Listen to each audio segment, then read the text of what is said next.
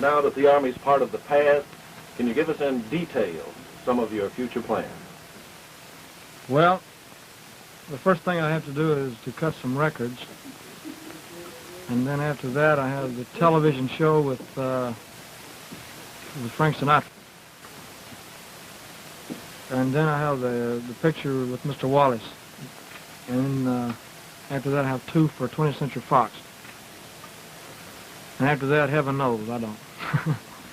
I suppose it'll keep me busy the rest of this year, you know. After that, I don't know.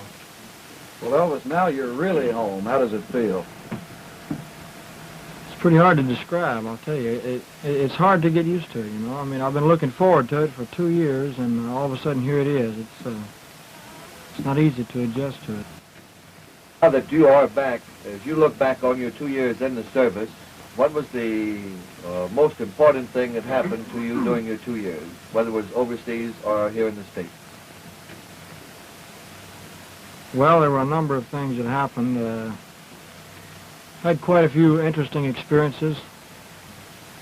Slept out in the snow, ate sea rations, you know, all the regular thing.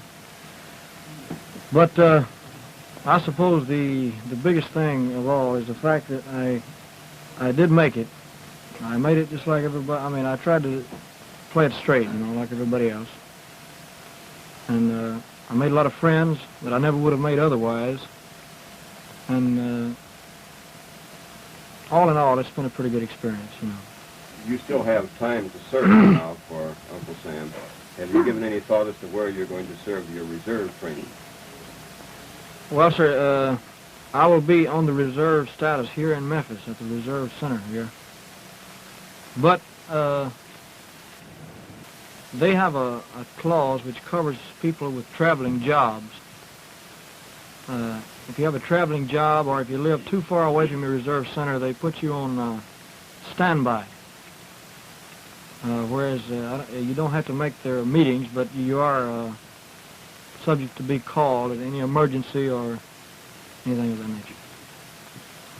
Elvis, one of your future commitments, as you mentioned, is the Frank Sinatra show on the ABC television network. Do you have any idea of when this will be aired? I really don't know the exact date.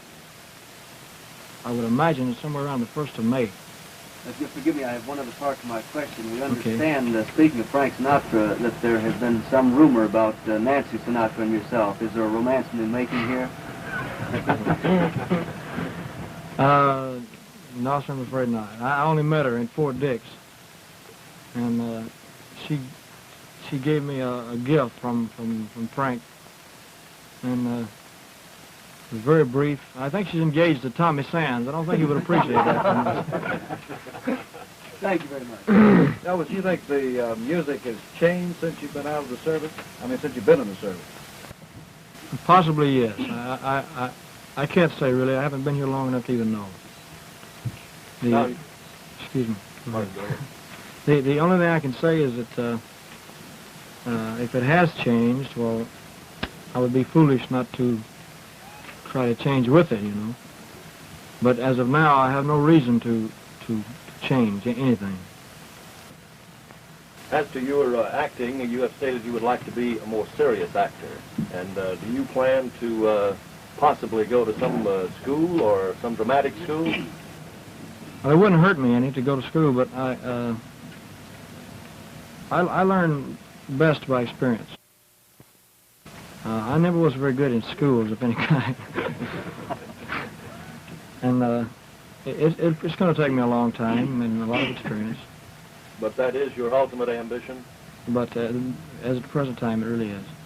That's what I want to do. Elvis, you were asked about Nancy Sinatra. How about any romance? Did you leave any heart, shall we say, in Germany? Not any special one. There was a little girl that I was seeing quite often over there. That her father was in the Air Force, and actually they only got over there about 2 months before I left. I was seeing her, and she was at the airport when I left, and there were some pictures made of her, but it was no big romance.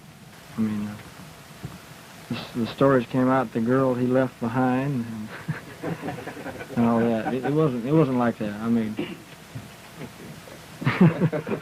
I had to be careful when I answer a question like that. Elvis, in your service life, which did you find the most difficult when you went into basic training, or when you got over into Germany, over with the experienced soldiers? Which gave you the hardest time? Well, basic training wasn't hard for me at all. It was harder afterwards, after I had gotten into a regular outfit. Not the service itself, but just the surroundings, and I was in a strange land, and the outfit I was in, they had quite a bit of field duty. We stayed in the field 6 months out of the year. And it gets cold in Germany. It snows quite a bit. And it was pretty hard to adjust to. One thing further on that, do you have any advice for the boys your age who are now going to have to put in a certain amount of duty in the service? Well, the only thing I can say is to play it straight and to do your best, because you can't fight them. They've never lost yet, you know? And you can't fight them. So you can make it easy, or you can make it hard on yourself. I mean, if you play it straight, get the people on your side, let them know you're trying, you as the Army would say, you've got it made. But if you're going to try to be an individual or try to be different, you're going to go through 2 years of misery. Elvis, when do you think you'll record again? And when you do you think you'll lean toward the ballad-type music or the more upbeat sounds?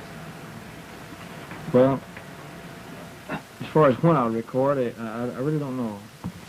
Possibly this week or next week. And what I'll record, I don't know yet. I've got quite a few songs to choose from. I've collected over the 2 years, but I don't know exactly what type or what instruments I'll use, whether it be the Firestone Orchestra or Monty Bunny or what. I really don't know yet.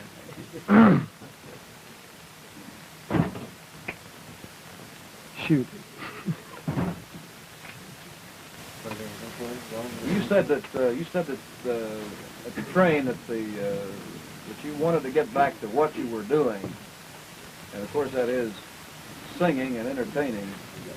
And I take it from that you really enjoy what you're doing, or what you were doing before you went to service. Oh yes, I do.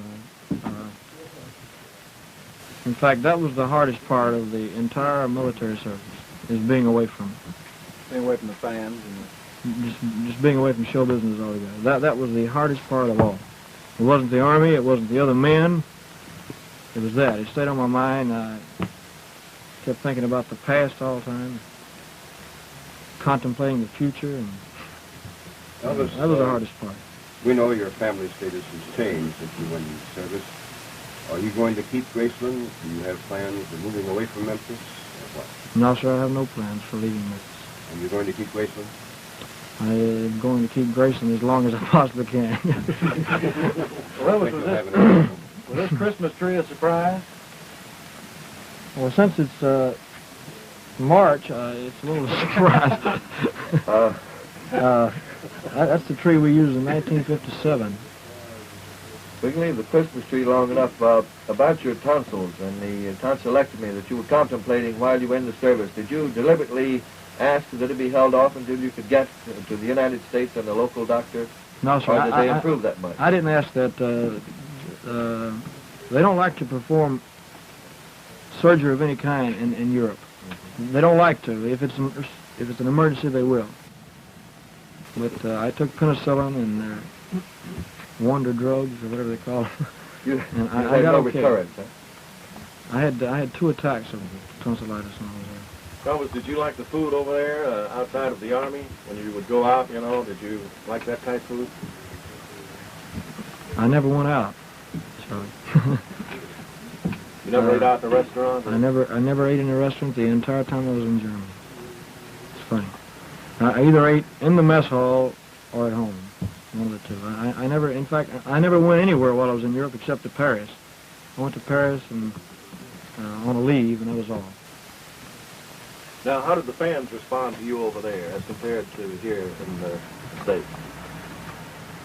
Well, it's a pretty difficult question to answer because anything I'll say, it might sound a little like I'm bragging, you know.